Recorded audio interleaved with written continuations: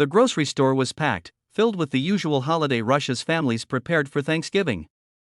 But in the middle of that cheerful chaos, one small voice cut through the noise, a young boy whispering something that made his father stop in his tracks. It wasn't loud. It wasn't dramatic. But it carried a kind of quiet heartbreak that instantly stilled the man's heart. "Dad, she can't buy a turkey." The boy's eyes were fixed on a woman at the register, her shoulders slouched, her hands trembling as she stared at the frozen turkey in her cart. She looked exhausted and worried, the kind of worry that stays with you for months, not days. The cashier's expression was sympathetic but helpless as the woman slowly reached into her bag, counted her money again, then whispered, "I'm sorry, I don't have enough." And right there, in front of his son, the millionaire father felt something shift inside him. Before we continue, make sure you subscribe to Storysphere, like this video, and share your thoughts in the comments. Your support helps us bring more emotional and inspiring stories to life. Michael Turner was known in his city as a successful businessman, sharp, polished, and always in a hurry. But today, he wasn't thinking about deals or deadlines. He was thinking about the truth his 8-year-old son, Ryan, had just noticed before he did.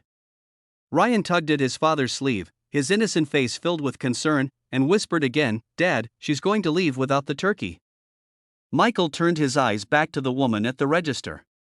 She stood frozen, embarrassed, gently sliding the turkey to the side as if letting go of a dream she had cherished. The rest of her groceries were simple bread, canned vegetables, instant potatoes, a bag of apples. Nothing extra. Nothing unnecessary. Just the basics. The cashier gave her a quiet nod. "We can hold the turkey for you if you'd like to come back." The woman shook her head softly.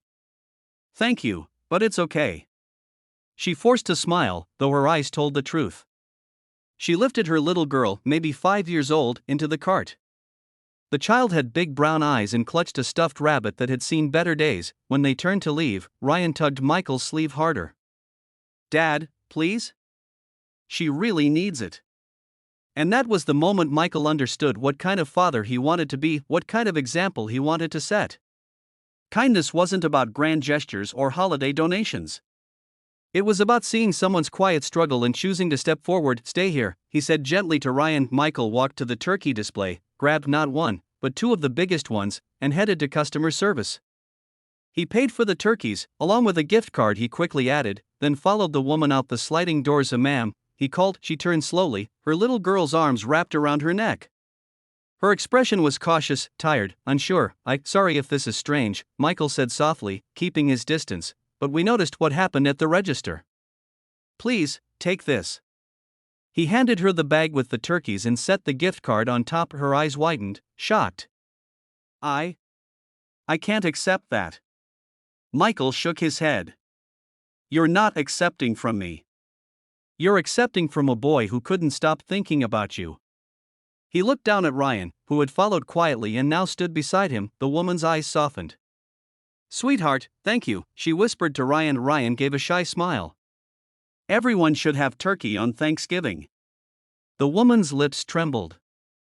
She set her daughter down, and the little girl stepped forward, holding her stuffed rabbit tightly.